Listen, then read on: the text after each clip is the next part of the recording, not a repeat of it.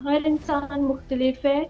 तो औरतों को और मर्दों को कभी भी अपने पार्टनर को किसी के साथ कंपेयर नहीं करना। तो ये सोशल सपोर्ट सिस्टम बनाना या जिंदगी में एक मीनिंगफुलनेस लेके आना। मीनिंगफुलनेस का मतलब होता है कोई पर्पस होना लाइफ का। ये औरतों के लिए बड़ा जरूरी है और अनफॉर्चुनेटली हमारी सोसाइटी में यही होता है कि शादी के बाद औरतें बच्चों और शौहर और घर की होके रह जाती हैं।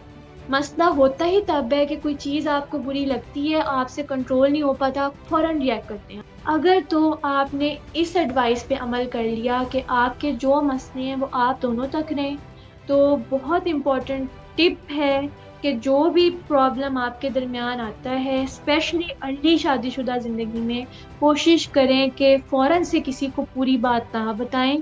ट्रस्ट से बड़ी चीज शादीशुदा जिंदगी में कोई नहीं है। और इसमें अब बात आ जाती है कि एक दूसरे के लिए खुशगवार कैसे बने। ना सिर्फ इखलाक इम्पोर्टेंट है बल्कि ये भी इम्पोर्टेंट है आपकी हाइजीन अच्छे लगे, ताकि आपका जो पार्टनर है उसको आपको देख के खुशी महसूस हो। हमारे यहाँ कॉन्सेप्ट ही नहीं है कि मिल के मियाँ बीवी कुछ करें। कोई एक्टिविटी हो जो आप इकट्ठे करें, चाहे आप वॉक में पार्क में वॉक करने चले गए,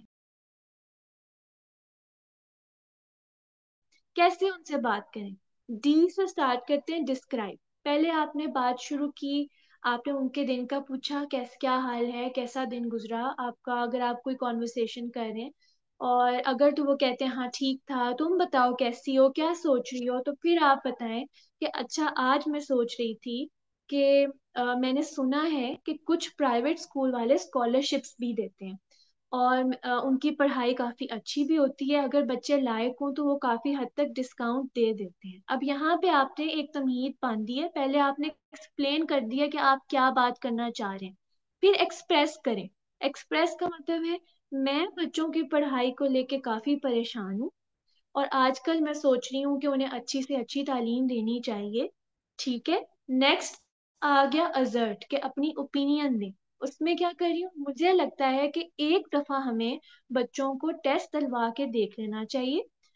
नुकसान इसका कोई नहीं है, चले बच्चों की प्रैक्टिस भी हो जाएगी। फायदा ये है कि अगर इनके अच्छे मार्क्स आ गए तो क्या पता इन्हें स्कॉलरशिप मिल जाए।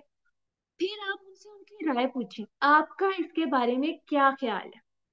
ठीक है, ओपन एंडेड क्वेश्चन पूछे उनसे, आप ये नहीं कि बस मैंने कह दिया, आपका इसके बारे में क्या ख्याल है।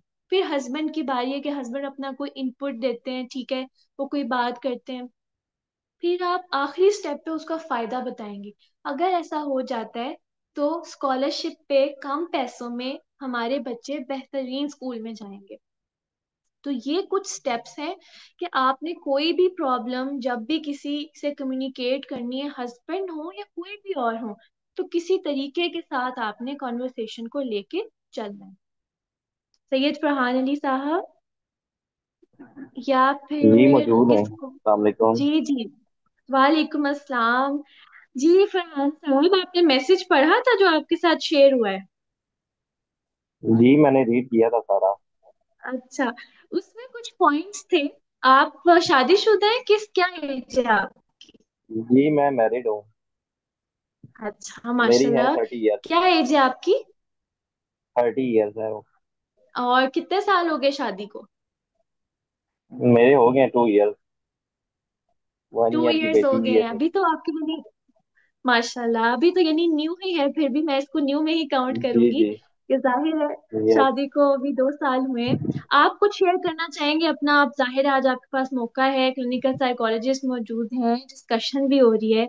कोई चीज जो आपको एज अ मर्द, बिकॉज हम मोस्टली औरतों की ही मैं बात कर रही हूँ, सॉरी, क्योंकि मैं खुद भी एक औरत हूँ, लेकिन अब आप भी बताएं कि आपको किस तरह के मसले मसाइल, अगर कोई एक चीज फेस करनी पड़ी हो या आपको लगता हो कि स्ट्रगल हुई आपको न्यूली मैरिड लाइफ के अंदर, जो आप चाहते हो कि मैं उसका कोई जवाब दूं या उसके बारे में बात करूं। मैं एक्चुअली लेडीज के बारे में मोस्टली देखा है और वाइफ को भी देखा है मैंने कि वो दूसरे लोगों की मतलब पर्सनल गुफ्तगू, पर्सनल तो नहीं कहेंगे, मतलब उनको डिस्कस करना कि हम्म। फलां जो है वो सिस्टर वो तो उधर तक पहुंच गई हैं, आप अभी इधर तक डाउन तक हैं। तो ये थोड़ी सी जो है इशू बीमारी ये बड़ी आजकल पाई जाती है। इसका क्या सोल्यूशन हो सकता है? ये कंपैरिजन तो करना बेसिकली। सिंपल या टो लेना कह ले, इस चीज को कैसे हम्म। ओवरकम किया, किस तरह किया जा सकता है? बहुत आपने माशाल्लाह बहुत इम्पोर्टेंट आपने बात की है। देखिए, जो आप लोग रियल लाइफ एग्जांपल्स दे सकते हैं ना, उससे हमारा चार चांद लग जाएंगे लेक्चर को। आपने बात की कि टोल लगाने की, कंपेयर करने की, वो ऐसे कर रही है, सभी औरतें काफी करती हैं। फिर ये चीजें किस तरह से इसका किया जाए, ये एक बीमारी है। और ये नहीं है कि सिर्फ औरतों में ही है, कई मर्दों में भी हो जाती है, या इंसान में हो, ये इंसान की ना हाँ, पर्सनैलिटी पे होता है। ये हाँ ये बिल्कुल भी मर्दों में आपने भी ठीक काफी कहा। पाई जाती है और मुआशरे हाँ में हमारे, इसकी क्या हाँ रीजन हो सकता है और उसका सोल्यूशन काइंडली बता दीजिएगा। हाँ, ये मैंने सोल्यूशन में काफी फेस सोल्यूशन की तरफ किया है ही। और काफी हम्म नोट भी किया है मुआशरे में भी और अपनी फैमिली में भी। हम्म हम्म काइंडली हम्म प्लीज इसका हम्म। इशू, रीजन और सोल्यूशन। Thank you. जी जी। इसका सबसे पहले तो देखिए, रीजन जो है वो यही है कि इसकी इनसिक्योरिटीज होती हैं आपकी। और वही बात है कि आप चमकती चीजों को देख के ख्वाहिशमंद हो रहे होते हैं कि आपको ये भी चाहिए वो भी चाहिए। ये मेच्योरिटी की बिल्कुल भी निशानदेही नहीं है। इसका सोल्यूशन ये है कि हम सबको इस चीज से अवेयर होना चाहिए। और मैं ये एग्जांपल ना अपने बहुत सारे पेशेंट्स को देती भी हूँ कि जब आप इमेजिन करें कि ये जिंदगी एक रोड है, आप उस रोड पे चल रहे हैं, ठीक है, आप चल रहे हैं, सीधा जा रहे हैं। आप, कोई चल रहा है, कोई गाड़ी चला रहा है, और सारे यानी जिंदगी की रोड पे अपनी अपनी स्पीड से जा रहे हैं। अगर तो ड्राइव करते हुए आप लेफ्ट और राइट देखने लग गए, लेफ्ट और राइट देखने का मतलब है साथ वाले घर में क्या हो रहा है, फलानी रिश्तेदार क्या कर रही है, तो आपका होगा एक्सीडेंट आगे, ठीक है, क्योंकि आपका ध्यान अपने से ज्यादा इधर या उधर था। और आप साथ वाले को देखेंगे तो उसके पास कौन से मॉडल की गाड़ी है, मैं तो सड़क पे पैदल चल रहा हूँ, साथ वाला कोई बाइक पे जा रहा है, कोई गाड़ी पे जा रहा है। तो आपको कैसा महसूस होगा? बुरा, कि ये देखे वो, मैं यहाँ पे हूँ डिस्पाइट मैंने इतनी मेहनत की। तो जिंदगी गुजारने का फलसफा ये है कि हमेशा अपने आगे और पीछे देखें। पीछे देखेंगे तो आपको एहसास होगा कि मैं कहाँ से चला था और आज कहाँ पे पहुंच गया हूँ सड़क पर, और मैंने कहाँ जाना है। आगे देखेंगे तो आपको पता चलेगा कि मैंने वहां पहुंचना है, मेरा वो गोल है बस। तो अगर इस फलसफे के साथ हम जिंदगी गुजारने लगे, तो यकीन करें, अगर आप समझें कि आप जब आपकी शादी हुई तो आपने बस रूम सेट किया था, आहिस्ता आहिस्ता आपने पैसे जमा करके कम मतलब टीवी नॉन सेट कर लिया, फिर ड्राइंग रूम सेट कर लिया।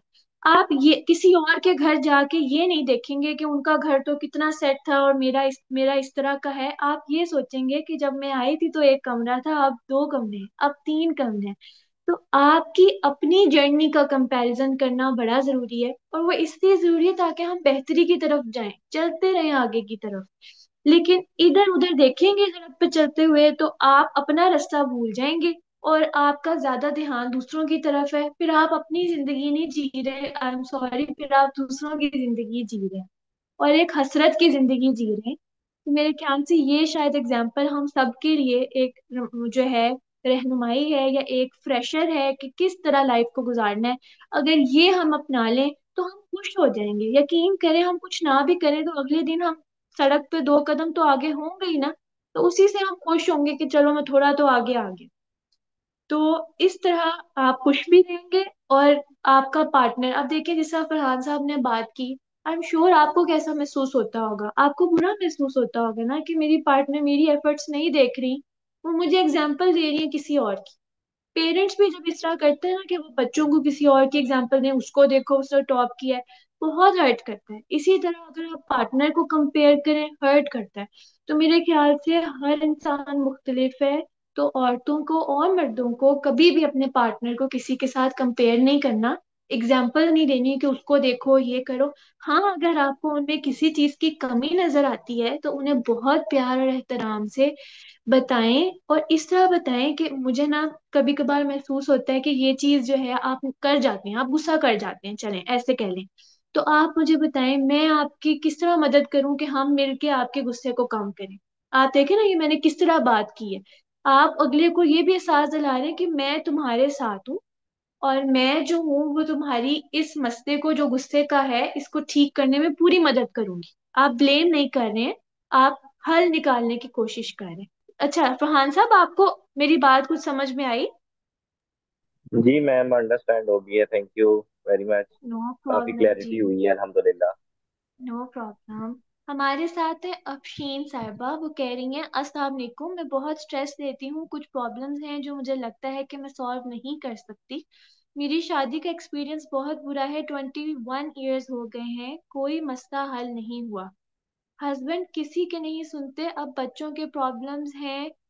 और एक औरत ऑलवेज यही करती रहेगी कि सम टाइम मेरा दिल चाहता है कि अपने आप को खत्म कर लूं। किस तरह जिंदगी को पुरसकून बनाऊं, थोड़ा इस बात पे डिस्कस करें। ये सिर्फ मेरा मसला नहीं, बहुत से लोग इस प्रॉब्लम से गुजर रहे हैं। बहुत शुक्रिया शीन साहिबा, एक तो आपने अपना प्रॉब्लम डिस्कस किया। और बेशक आप ठीक कह रही हैं, मैंने खुद देखा है कि कई दफा अब जैसे आपने कहा 21 साल हो गए हैं। कुछ लोगों की इस तरह की पर्सनैलिटी होती है कि उनके साथ लाइफ गुजारना बड़ा टफ होता है, क्योंकि वो नहीं इतने ओपन होते। आप उनसे कम्युनिकेट कर भी लें तो वो उसको नहीं समझ पा रहे होते। अफरीन साहिबा, इसमें आपने एक काफी हर्टफुल बात भी की कि मेरा कई दफा चाहता है दिल कि मैं खुद को नुकसान या कुछ कर लूं, कि आप इतनी तंग आ जाती हैं या इतनी फ्रस्ट्रेट हो जाती हैं। देखिए, मैं ये मेरा तमाम औरतों के लिए अब जवाब होने लगा है कि आई नो कि हम सब अपनी कहीं ना कहीं खुशियां अपने हस्बैंड से अनकॉन्शियसली ना चाहते हुए जोड़ लेते हैं।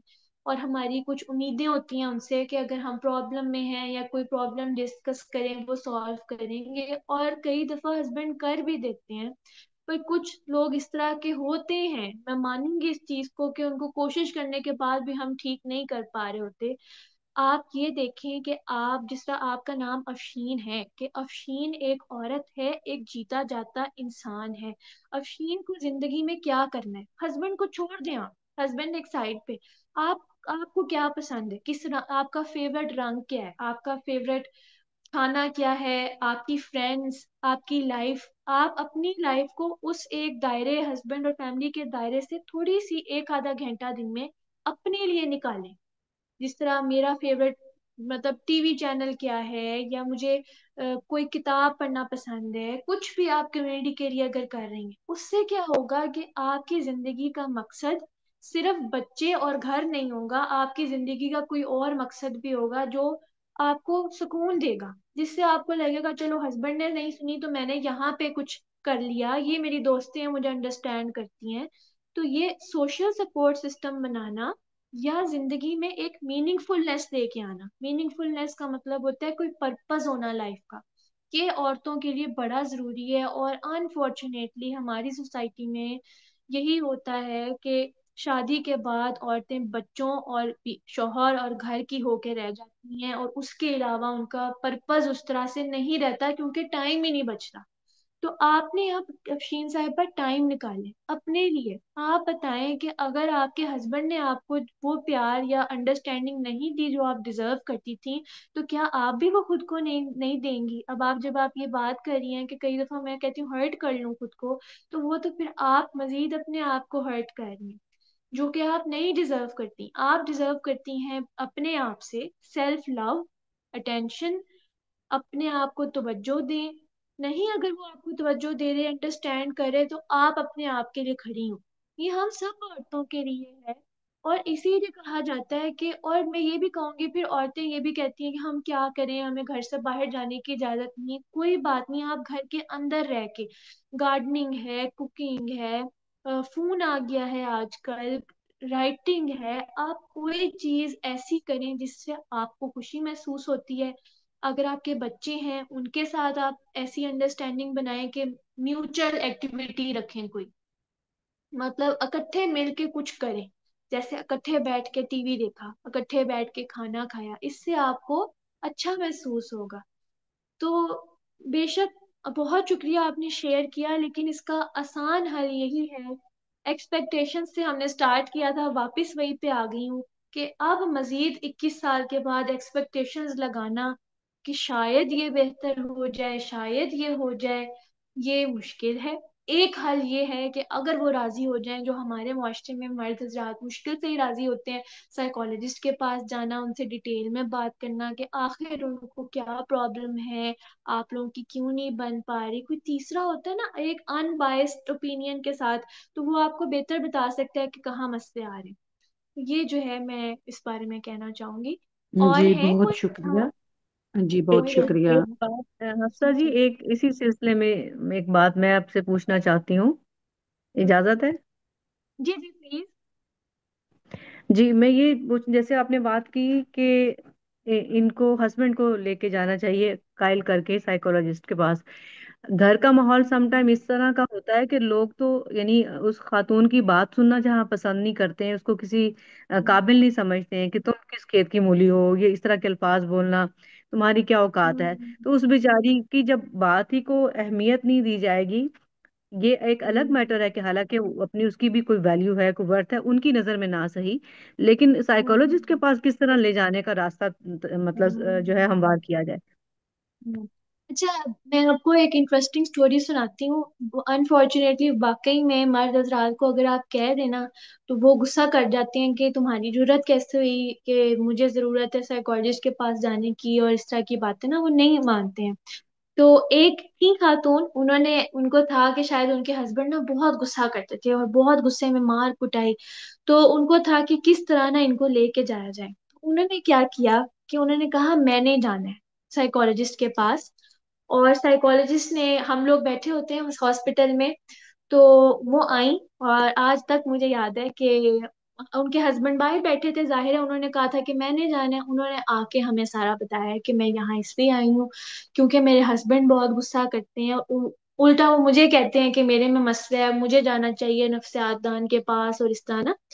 तो उन्होंने हमें सारी डिटेल बताई। अब हमने क्या किया कि हमने उनके हस्बैंड को बुलाया, उनको कहा कि आपकी वाइफ काफी परेशान है, आज आप उनको लेके आए हैं, आपसे हम अकेले में बात करना चाहते हैं। वाइफ को बाहर भेज दिया और हस्बैंड से हमने गुफ्तगू की। और क्योंकि हमें पहले उनके गुस्से का अंदाजा था, तो बातचीत के अंदर अंदर आहिस्ता आहिस्ता मैंने उनको कुछ टिप्स दे दी, गुस्से की कुछ बातें कह दी कि अच्छा, अगर आप वाकई में गुस्से का इजहार इस तरह करते हैं तो फिर आपको किस तरह करना चाहिए कि आपकी बीवी की तबीयत ठीक हो जाए। यानी उनको उस तरह से हमने नहीं महसूस करवाया कि वो मरीज हैं या उनमें है, लेकिन बातों बातों में उन्हें कुछ समझा दिया और काफी हद तक उन्होंने अंडरस्टैंड भी किया। तो ये तो एक आप समझने की क्लेवर वे है कि अगर आपके हस्बैंड राजी नहीं हो रहे तो आप खुद कह सकती हैं कि मैं बहुत परेशान हूँ, मुझे लगता है या मैंने टीवी पे देखा है या सुना है कि हमें जाके मुझे किसी से बात करनी चाहिए और हस्बैंड का साथ होना जरूरी है। एक तो ये तरीका हो सकता है।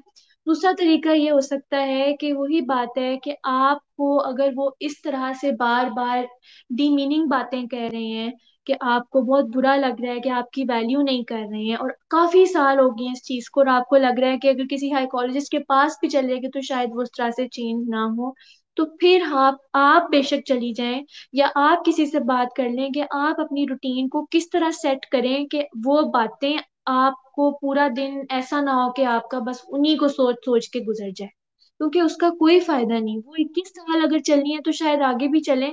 तो आपकी सेल्फ वर्थ उनकी बातों पे डिपेंड नहीं करनी चाहिए, आपने अपनी रूटीन को चलते कैसे रखना है, तो वो जो है ना इम्पोर्टेंट है। जी थैंक यू।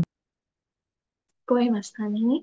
थैंक यू जी। अच्छा, अब हम बात करने लगे थे इमोशंस को कैसे मैनेज करें। अभी मैंने गुस्से की भी बात की कि हस्बैंड को बड़ा गुस्सा आता है, कई दफा औरतों को भी बड़ा गुस्सा आता है, क्योंकि अगर स्पेशली अगर आप हाउस वाइफ हैं और हस्बैंड पूरा दिन घर से बाहर हैं, सुबह चले गए हैं रात को आए हैं, फिर आपका दिल होता है कि आपके आके आपसे बात करें, आपको टाइम दें। स्पेशली जब नई नई शादी हुई होती है ना, तो ये बड़ी एक्सपेक्टेशन होती है कि टाइम साथ गुजारें। ऐसे में एक बड़ा चैलेंज आता है कि जो मर्द हजरात हैं, उनकी वालदा हैं, बहनें हैं, जॉइंट फैमिली है, और वो ऑफिस भी जा रहे हैं, तो कैसे टाइम को मैनेज करें इस तरह से कि वाइफ को भी टाइम दे रहे हो वो, और अपनी फैमिली को भी थोड़ा बहुत टाइम दे रहे हैं और बिल्कुल इग्नोर नहीं कर रहे हैं। तो इसमें ये है कि इमोशंस को आपने कैसे मैनेज करना है। पहली बात तो ये है कि फौरन से रिएक्ट नहीं कर देना।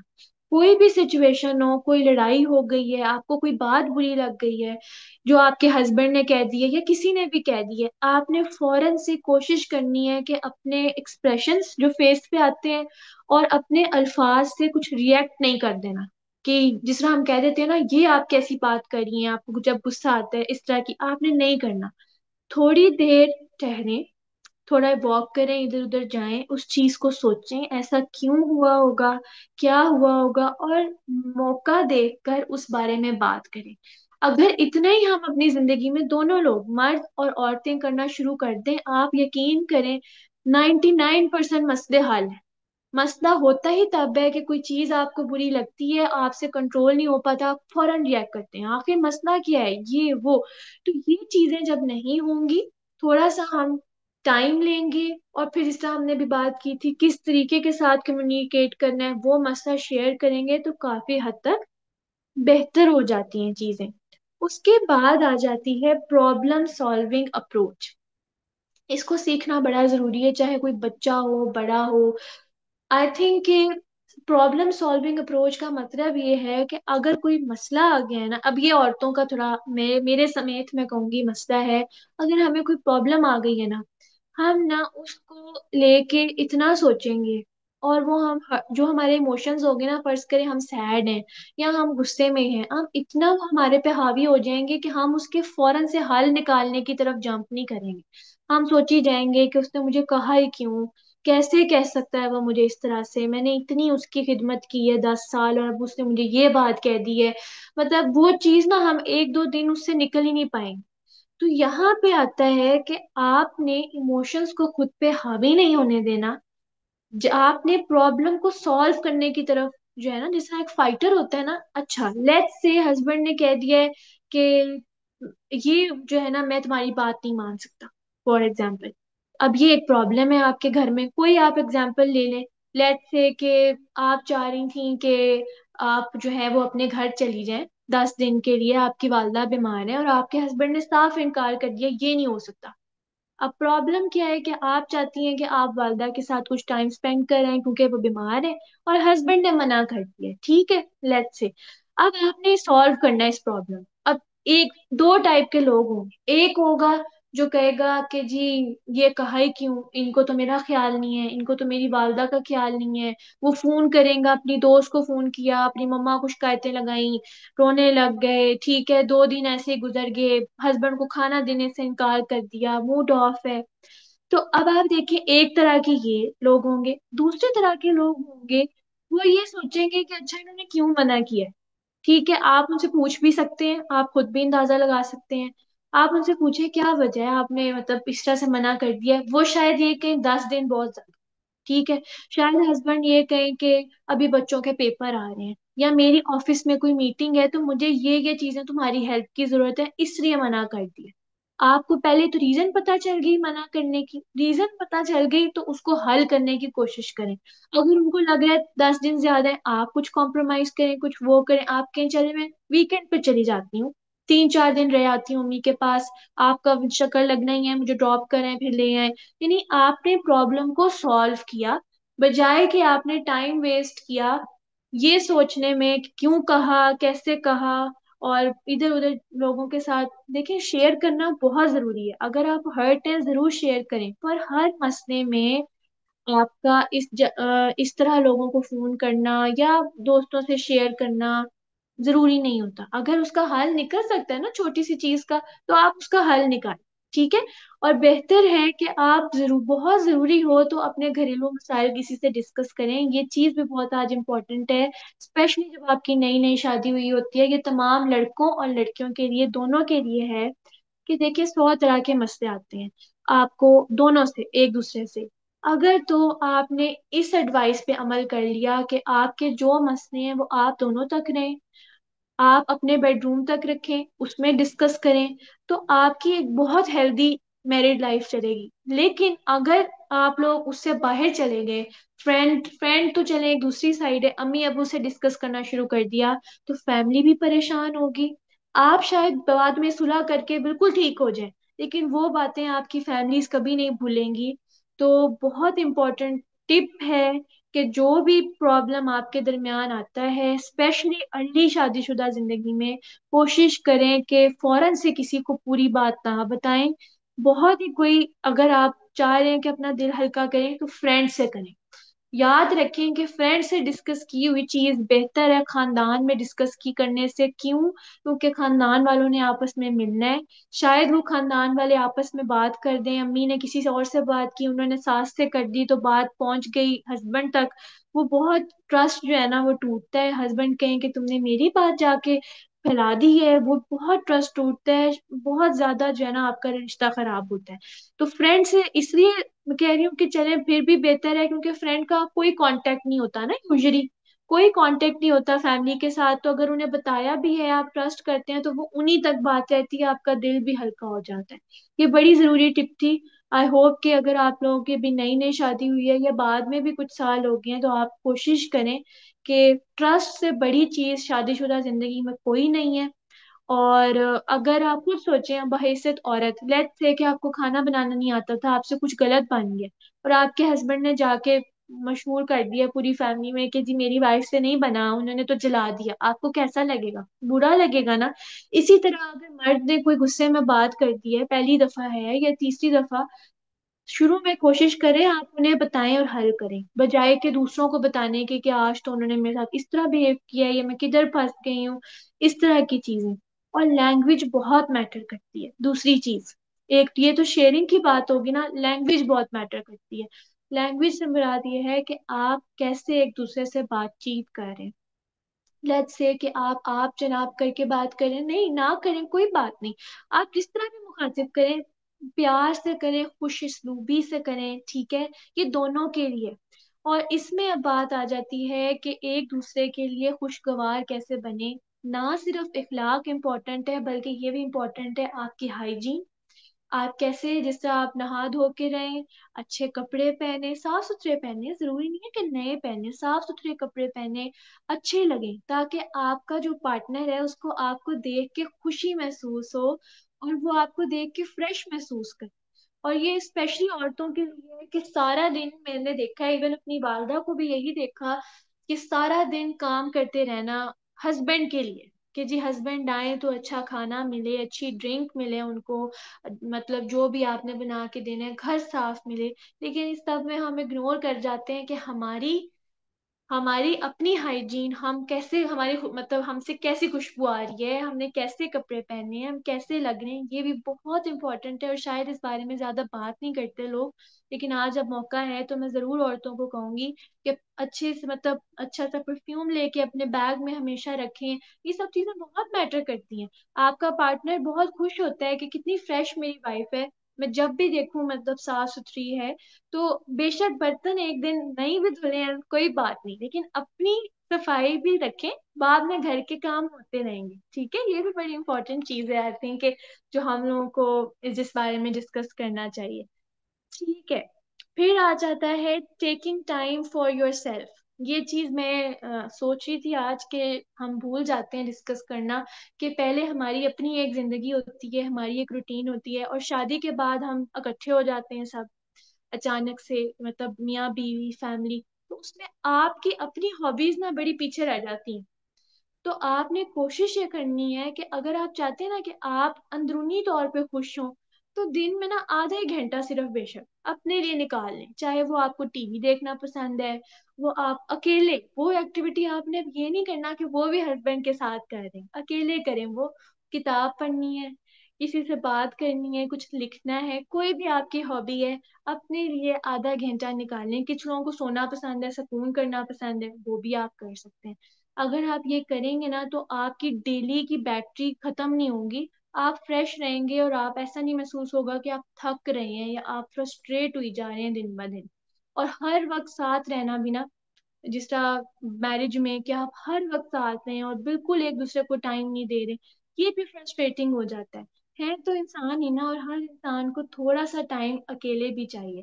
फ्रेंड्स के साथ जब मर्द हजरात बाहर, अब ये भी बड़ी इंपॉर्टेंट चीज है, बहुत खातून आती हैं वो कहती हैं कि हर वक्त अपने फ्रेंड्स के साथ टाइम करते हैं, वीकेंड आता है तो फ्रेंड्स के साथ बाहर चले जाते हैं, मैं फिर देखती रह जाती हूँ, मुझे टाइम नहीं मिलते। अब ये उन लोगों के लिए जो मर्द हजरात हैं, कि आई नो कि आप लोग पूरा 5 दिन जॉब कर रहे होते हैं या काम कर रहे होते हैं, और उसके बाद आपका दिल होता है कि वीकेंड पे दोस्तों से भी मिले। लेकिन अगर वीकेंड में 2 दिन है, तो एक दिन वाइफ के नाम कर दें और एक दिन दोस्तों के, मियाना रवि से ही चीजें चलती हैं। अगर आप कहेंगे कि वाइफ को टाइम देने का दिल नहीं करता, तो वो पता है क्यों नहीं करता? क्योंकि हमारे यहाँ कॉन्सेप्ट ही नहीं है कि मिल के मियाँ बीवी कुछ करें।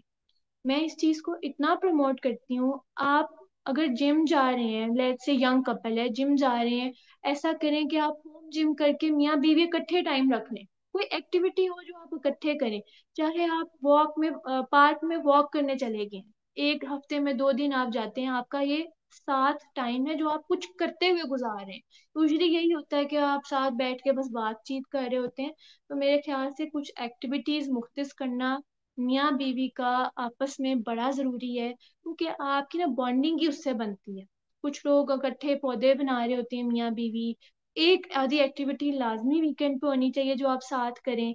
चाहे अगर आपको घर सेट करने का शौक है तो फर्नीचर मिल के देखें, अच्छा हम नेक्स्ट क्या चेंज करें।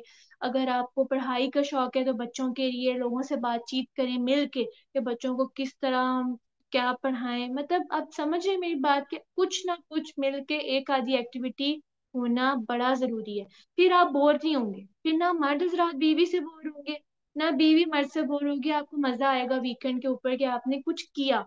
ये नहीं कि बस आप बैठे हुए हैं या आप खाना खाने चले गए हैं। खाना खाना कोई एक्टिविटी नहीं है, बाहर जाके खाना खाना ये सिर्फ खाना खाना ही है, ठीक है ना?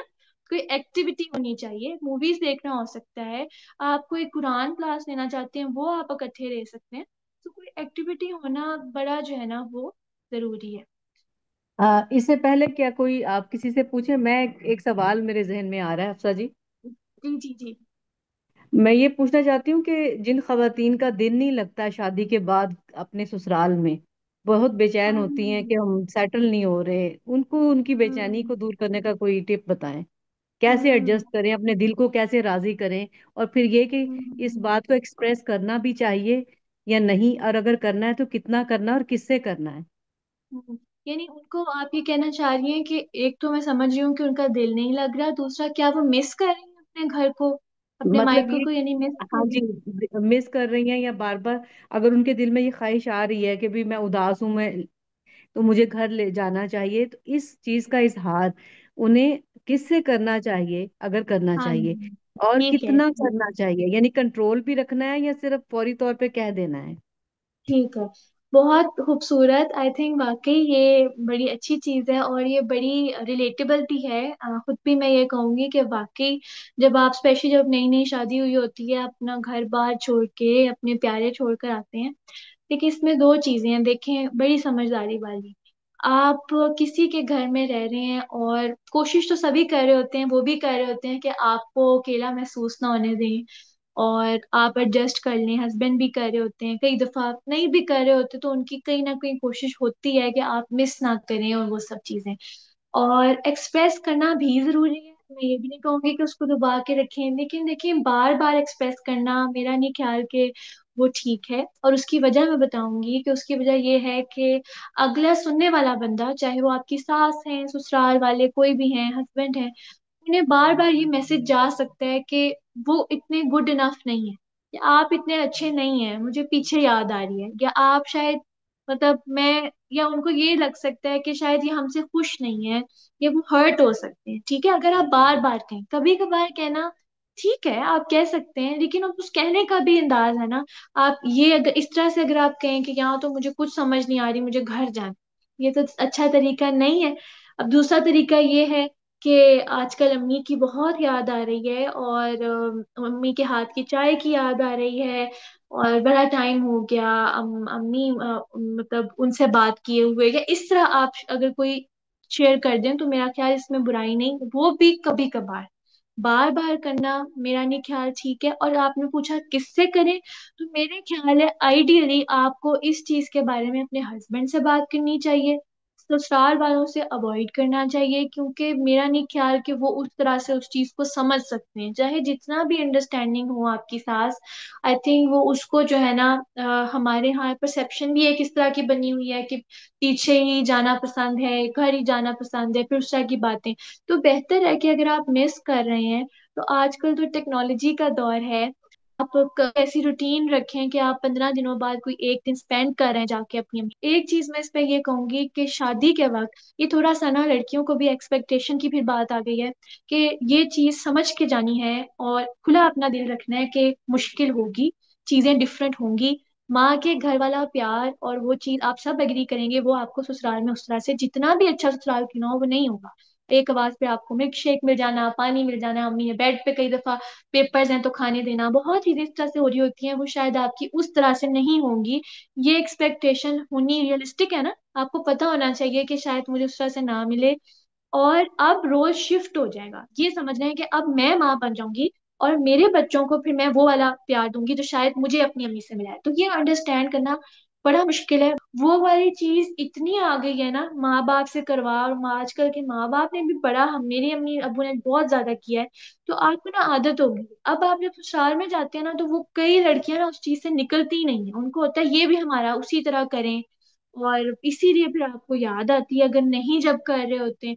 तो अगर आप रोल शिफ्ट को अंडरस्टैंड करेंगे कि अब I am going to be a mother, अब मेरा रोल शिफ्ट हो गया, मैंने अपनी वालदा का रोल इख्तियार करना है कि अब मेरी बारी है कि मैंने ख्याल रखना है, रखवाना नहीं है।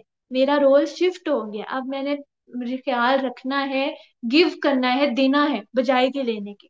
तो आई थिंक थोड़ा सा आपको उससे भी बेहतर महसूस होता है। थी नौरीन साहिबा का सवाल ये था कि आपको याद आती है जब घर की, या आपको एडजस्ट करने में मसला आता है, तो आप किससे बात करें? अगर आपको करनी भी चाहिए तो हाँ, हस्बैंड से बात करें और कम कम करें, इतना ज्यादा जो है उसको आपको एडजस्ट करवाने की, तो उनको ये मैसेज भी ना जाए कि आप बिल्कुल भी उनकी एफर्ट्स को नहीं देख रहे हैं और आप बस उसी चीज पे हैं कि हमें याद आ रही है, हमें जाना है।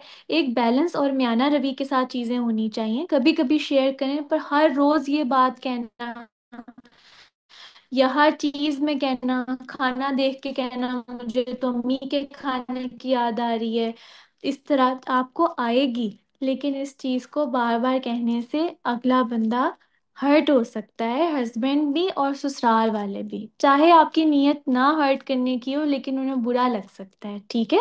तो कभी कभी कहें, और हस्बैंड से मोस्टली प्रेफर करें डिस्कस करना इन लॉज की बजाय।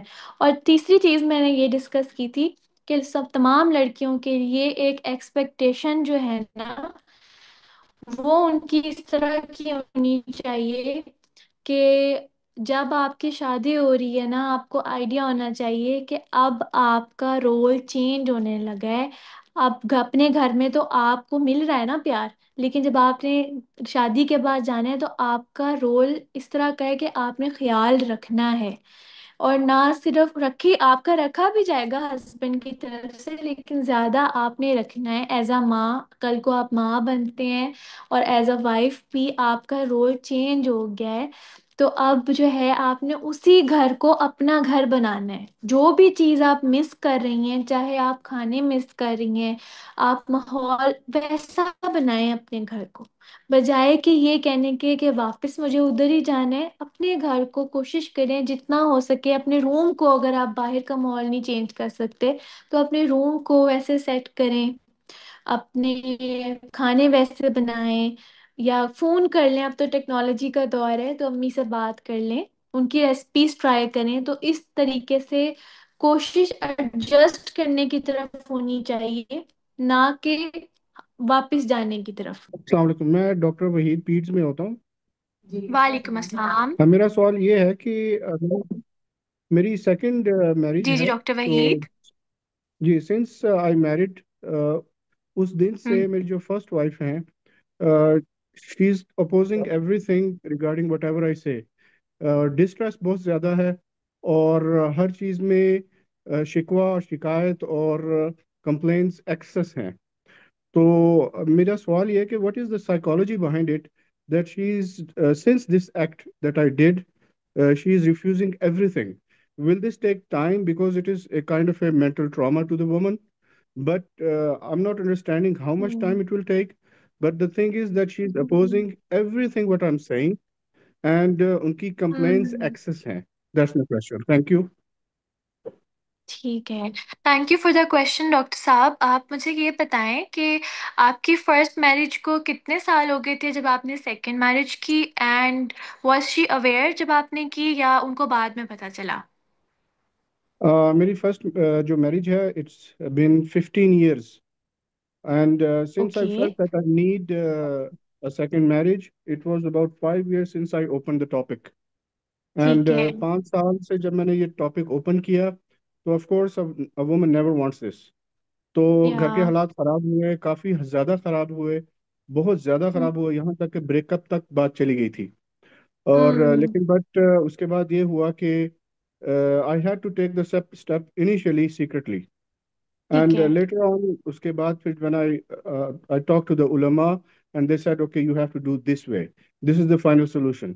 So I took the okay. step, और उसके बाद फिर ये हुआ कि by about 1 year or 8 months, I kept it a secret.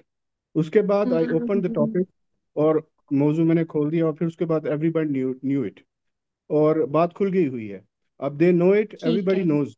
Like, the point is, she ठीक is है। opposing everything now, and I don't know how much time it will take. Too many complaints, hmm. excess complaints, opposition, हम्म। यहाँ तक कि हर बात में उसका बच्चों पे भी इफेक्ट हो रहा है, और बच्चे देख रहे हैं कि फाइट्स हो रही हैं घर में, और उसका बहुत बुरा असर बच्चों पे पड़ रहा है. और she is trying to become a leader. बिल्कुल। So a man wants to become a leader, but here in that house, she wants okay. to become a leader. ठीक है। So that's the या। situation. It's affecting the children. I have two hmm. daughters from hmm. that house. So हम्म। उनकी जो तरबियत है, उसमें मुझे हम्म। बहुत ज़्यादा प्रॉब्लम हो रहा है, क्योंकि she is opposing everything. In fact कि वो, जब मैं बच्चों को तरबियत कर रहा होता हूँ, तो वो रुकावट बन रही होती हैं. मैं कुछ कह रहा होता हूँ और वो कुछ और कह रही होती हैं. ठीक है। Thank you so much for sharing in detail. अब मुझे थोड़ी सी ज़्यादा अंडरस्टैंडिंग हुई है सिचुएशन की। I think first of all I be very honest, देखिए maybe that might have come as a shock to her, and जाहिर trauma होता है एक वुमेन के लिए to share your man, it's not easy right, and it's hurtful. So I guess वो है, but अब डिपेंड करता है कि उस ट्रॉमा से वो कैसे निकलें। अब इस चीज़ में वुमेन के लिए ये है कि देखें वो किस तरह से बच्चों पे एटलीस्ट अफेक्ट ना हो, एक चीज़ ये। और दूसरी चीज़ ये है कि अब now that it's done, now that it's done, तो आपके पास एज अ वुमेन दो ऑप्शन होती हैं। ठीक है, एक option, if you choose to stay with the man, अगर आपको लग रहा है कि आपने 15 साल हो गए शादी को, एंड देर इज नो, मतलब you don't want to separate, तो आपने क्या रहते हुए अपनी ज़िंदगी को मुश्किल बनाना है? या अगर आपको लग रहा है कि आपको इतना बड़ा शॉक और हर्ट मिला है कि आप साथ नहीं रहना चाहती हैं, तो वो एक अलग फैसला होता है। अब अगर आपने साथ रहना ही है, तो मेरे ख्याल में थोड़ा सा जो है ना वो बेहतर तरीके के साथ, अब मैं ये भी नहीं कहूँगी, देखिए अब हो क्या रहा है कि उनके जो इमोशंस थे ना सप्रेस्ड, जो गुस्सा है, वो गुस्सा निकल रहा है अभी। आप इजी वर्ड्स में अगर आपको मैं बताऊं, वो repressed anger, it's coming out in form of, मतलब वही चीज़ है, rebelliousness, that I don't care what you say, I'm gonna do whatever I want, right? So that's her attitude right now, because she is so mad at you for doing, the second marriage वाली चीज.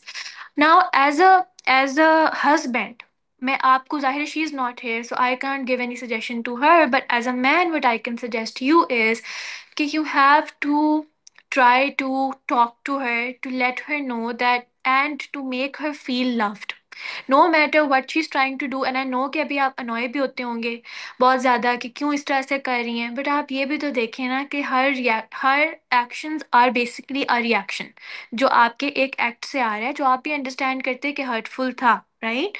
सो आपने, you have to make her feel loved, and you have to make her understand that ऐसा नहीं था कि उनमें कोई कमी थी कि आपने ये फैसला लिया, ऐसा नहीं था कि आपको वो बिल्कुल पसंद नहीं है, या वो आप नहीं घर चलाना चाहते। वर्बली एक्सप्रेस करें, tell her that you sorry, tell her कि you had to make this decision, आप भी खुशी से नहीं लिया, वट एवर जो भी है, you make her feel loved despite her actions, and bear with it for some time, थोड़ा सा टाइम लगेगा, वो बेहतर होना शुरू हो जाएंगी with your love, with your attention. जब उन्हें लगेगा कि आपने अभी भी घर में उसी तरह टाइम दे रहे हैं, उन्हें उस तरह से कर रहे हैं, बेहतर हो जाएंगी। पर मैं ये नहीं कह सकती कि वापस शायद वैसी हो जाए, क्योंकि जाहिर है आप भी समझते होंगे कि ट्रस्ट इतने सालों बाद जब टूटे, जिस भी वजह से हो, वो थोड़ा सा हर्टफुल होता है, और उसके बाद से शायद चीज़ें उस तरह ना हो सकें, लेकिन बेहतर ज़रूर हो जाएंगी। और आप, अगर आपको लगता है कि ये नॉर्मल कॉन्वर्सेशन से वो नहीं समझ पा रही हैं, then sit with her, tell her कि देखो बच्चियों पे बुरा असर पड़ रहा है इस चीज़ का, और ये है कि किस तरीके के साथ हम मिल के अब इसे बेहतर कर सकते हैं, ठीक है। तो आई गेस कि ये कॉन्वर्सेशंस, मैच्योर कॉन्वर्सेशंस होना ज़रूरी है। और सर अगर ये भी काम नहीं करता, आपको लगता है things are going towards the bad मतलब साइड, तो how about you both go for couple counselling. I think आप डिटेल में, वो भी बैठी होंगी, आप भी बैठे होंगे, you can voice out concerns, दोनों मिलके तो चीज़ें शायद बेहतर हो जाएं। Fakya Haka, I have a question. How to deal with long-term relationships when the husband lives a long-distance relationship? When the husband lives in some other city or country, how to cope up with the issues? Communication is less and there is no spice. बहुत important question. Again, देखिए, long distance relationships हम usually इनको कहते हैं, और इसमें यही होता है कि हस्बैंड दूर है और आप लोग सिर्फ 2-3 दिन के लिए या वीकेंड के लिए इकट्ठे हो रहे हैं, कभी कभी मिल रहे हैं। बहुत इंपॉर्टेंट है इसमें, एक तो कम्युनिकेशन और दूसरा एफर्ट्स। कम्युनिकेशन कैसे, कि आप, अब आजकल फ़ोन है, वीडियो कॉल्स हैं, आप एक दूसरे के साथ कम्युनिकेशन मतलब इन टच रहें, क्या चल रहा है, कैसे है। और अगर आप फिजिकली एक दूसरे के साथ प्रेजेंट नहीं है, तो इमोशनली कोशिश करें कि एक दूसरे के लिए प्रेजेंट हो। कॉल करके पूछें आपका दिन कैसा था, कैसा रहा, ठीक है। और अगर कोई परेशानी है तो मिलके कॉल पे डिस्कस कर ली। अब बात आती है जब मिलने लगे, तो इसमें तो और ज़्यादा इम्पोर्टेंट है कि आपने उसको बहुत ज़्यादा स्पेशल बनाना है। वो 2-3 दिन ऐसे होने चाहिए कि वो आपके बाकी के वीक को या 2 वीक्स या जब भी आपने मिलना है उसको, उसके लिए आप कवर अप कर सकें। जिसमें आ जाता है अगेन, आप एक्टिविटीज़ रखें, टाइम अलोन स्पेंड करने के लिए रखें। ट्राई के टू लाइक आप अपना ख्याल भी रखें, तैयार भी हुए, you look nice, you plan out activities. आप उनके लिए थोड़े बहुत गिफ्ट्स भी ले सकते हैं जो एक दूसरे को दें। लाइक जब भी वो जाने लगे तो आप कोई बुक दे दें उनको, कोई मतलब आपने पिक्चर दे दी, एनीथिंग लाइक कोई होलसम सी चीज़ के वो उसको याद करते रहें कि मेरी वाइफ ने मुझे ये दिया था। तो आई थिंक इमोशनली प्रेजेंट होना, जब आप फिजिकली साथ नहीं है, एक ये टिप। और जब आप फिजिकली साथ हो तो मैक्सिमम पॉसिबल हो सके टाइम साथ स्पेंड करें। एक टिप जो बहुत इंपॉर्टेंट लॉन्ग डिस्टेंस में ये है, यूजली क्या होता है कि आपके ना पूरा हफ्ते, एक समझें कि जब आप दूर है ना, तो आपके एक्सपेक्टेशंस होती हैं हम ये भी करेंगे, ये भी करेंगे उन 3 दिनों में। अब जब वो 3 दिन आते हैं या 2 दिन जब आपने साथ स्पेंड करना है वीकेंड, वो चीज़ें कई दफ़ा नहीं हो पाती। जब नहीं हो पाती जी, कभी कोई बीमार हो गया, कोई मेहमान आ गया, तो आपका मूड ऑफ हो जाता है। कोशिश करें कि उन 2-3 दिनों में जब साथ हैं तो मूड ना ऑफ करें, छोटी छोटी बात पर नाराज ना हो, उस नाराजगी को बाद के लिए बचा लें। कि जब आप मतलब बाद में हैं, फोन पे बात करें, या नेक्स्ट टाइम जब ज्यादा दिनों के लिए आए हैं तब डिस्कस कर लें कि मुझे आपकी ये बात पसंद नहीं आई थी। बिकॉज आप नहीं चाहते कि उन छोटे से अरसे में आप, बजाय कि अच्छा टाइम स्पेंड करें, आप शिकवे शिकायतें लेके बैठ जाएं, ठीक है। ये एक बड़ी इंपॉर्टेंट चीज़ है। आई थिंक इस तरह से आप लॉन्ग डिस्टेंस रिलेशनशिप को अच्छे तरीके के साथ खुश रूपी से चला सकते। एक क्वेश्चन इनके, समझे कि आप इनको एक गिफ्ट के तौर पे, जो न्यूली मैरिड कपल्स हों या फिर अपकमिंग है जिनकी शादियां, उनके लिए ये सवाल मैं पूछना चाहती हूँ कि जब औरत और मर्द दोनों के पास एक दूसरे को देने के लिए जवाब हाजिर हो, कि जैसे मर्द की तरफ से कोई बात हुई और जवाबन हमला जो सा है वो औरत की तरफ से रेडी हो, लेकिन वो ये सोचे, वो ये कि मुझे अपने आप को, अपने कहते हैं हथियार फेंक देने हैं, जरूरी नहीं कि मेरे पास जवाब है तो मैं दे दूं। ये जरूरी क्यों नहीं है, इस पे जरा रोशनी डालें। मैं ये कह रही हूँ कि बड़ी खूबसूरत बात आपने की, और वाकई बड़ा ज़रूरी है कि हर दफ़ा जवाब देना ज़रूरी नहीं है। और मैं हमेशा कहती हूँ कि साइलेंस में जितनी खूबसूरती, खामोशी में आप बहुत जवाब दे देते हैं, ठीक है। तो खामोशी इख्तियार कर लेना जितनी बड़ी ताकत है ना, आप लोग नहीं जान सकते। और ये क्यों ज़रूरी है कि देखें, ये जो जुस्तजू है कि आप अपना कोई पॉइंट प्रूव करें, अगले को गलत साबित करना, अगर आप ये सोच रहे हैं कि क्या फ़ायदा है अगले को गलत साबित करके या जवाब देकर, तो आप शायद ना, उस तरह से आपका भी दिल ना करे जवाब देने का, क्योंकि कई दफ़ा खामोशी इख्तियार कर लेना समझदारी की निशानी है। कि आपको जहाँ लग रहा है कि इस वक्त अगर मैंने भी जवाब दिया, मतलब अगला बंदा शायद पहले ही गुस्से में है और अब मैंने भी जवाब दिया और वो वाकई ठीक हुआ, उन्होंने दिया आपने दिया, तो इस तरह तो कभी भी वो चीज़ बढ़ती चली जाएगी। तो कभी कभार मर्द हजरात को, कभी औरतों को, एक बंदा भी रिलेशनशिप में खामोश हो जाए ना, उस वक्त के लिए चीज़ें ठंडी हो जाती हैं, बाद में आप वो जिक्र कर लें। मैं ये नहीं कह रही वो पॉइंट आप कभी भी ना बोलें, आप शायद कभी और 2-3 दिन बाद उस बात कह दें कि देखें आप उस दिन कह रहे थे, मैं तब खामोश कर गई, पर ये बात भी है।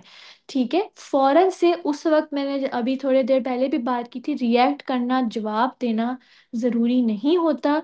और ये जितनी जल्दी हम ये चीज़ सीख लें, चाहे बच्चों, माँ बाप के लिए, ये सब के लिए, औरतों या मर्दों की आपस में जब शादी हो तब बहुत फ़ायदा हो सकता है और रिलेशनशिप बड़ा हेल्दी हो सकता है। और ये भी नहीं मैं कहूँगी कि हमेशा औरत को ही आप औरतें ये ना समझें कि मैं सब आप औरतों को ही कही जा रही हूँ, मर्दों के लिए भी है। कभी अगर औरत गुस्से में है, आपको समझ आ रही है कि वो तंग आई हुई है, आपकी वालदा ने, बहन ने उनसे कोई बहुत अजीब सी बात कर दी है, वो हर्ट है और उन्होंने आपसे जिक्र करना है, तो वो आपसे जिक्र कर रही हैं, आपका वेट कर रही थी पूरे दिन से, तो आपके पास अगर जवाब हो भी तो कभी बस सुन लें। सुन लें उनको, इतना ही उनके लिए काफ़ी है कि उनके हस्बैंड ने उनकी बात सुन ली और उनको कहा चलो कोई नहीं, तुम टेंशन ना लो। ये दो अल्फाज कह देना मुश्किल नहीं है कि कोई बात नहीं, तुम टेंशन ना लो, देख लेंगे। चाहे आप उस बारे में कुछ ना करें, बाद में ना करें, ना अपनी मदर से बात करें, कुछ भी ना करें, सिर्फ अपनी वाइफ की बात सुन लेना। और इसी तरह औरतों के लिए भी है कि अगर मर्द हजरात कभी मतलब थके हुए घर आ रहे हैं, कई दफ़ा कोई बात कर रहे हैं, तो सुन लें, खामोशी से सुन लें, कई दफ़ा बुरी भी लग रही है तो सुन लें। ठीक है, तो दोनों को एक दूसरे का ख्याल करना है और जवाब देने में कोई बड़ा नहीं हो जाता, बल्कि मैं तो छोटा ही समझती हूँ कि अगर आप, इतना भी कंट्रोल नहीं है हम में कि हम कुछ बात करना चाहें और हम रोक ना सकें खुद को, तो इसमें बिल्कुल भी समझदारी या मैच्योरिटी नहीं है। बिल्कुल, इसमें आखिरी चीज एंड करना मैं चाहूंगी छोटी सी नोट से, वो है कि हाउ टू अपोलोजाइज, कि अगर गलती हो गई है, जो कि हम सब से होती है, औरतों से, मर्दों से, रिलेशनशिप में कोई भी गलती है, बड़ी है या छोटी है, अपोलोजाइज कर लें। ये उनके डॉक्टर साहब के लिए भी है कि अगर आपको नहीं भी लगता कि ये आपने गलती की है, लेकिन आप इतना तो समझेंगे कि उनके लिए हर्टफुल है, तो उस लिहाज से देखें तो शायद एक चीज़ नामुनासिब कह लें, कुछ भी, अकॉर्डिंग टू वुमेन, या कोई आपसे रिलेशनशिप में गलती हो गई है, आप सॉरी करना है, कैसे करें। और मैंने बड़े लोगों को देखा है कि सॉरी करना नहीं आता।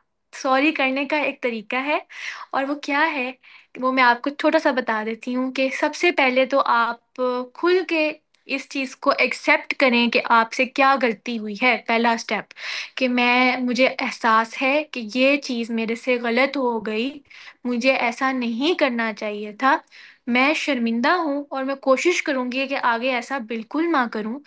मुझे इस चीज़ का एहसास है कि आपको मेरी इस चीज़ से कितनी तकलीफ हुई होगी, और मुझे दर्द है, मैं नहीं चाहती आपको मैं तकलीफ में देखूं, तो नेक्स्ट टाइम मैं अवॉइड करूंगी।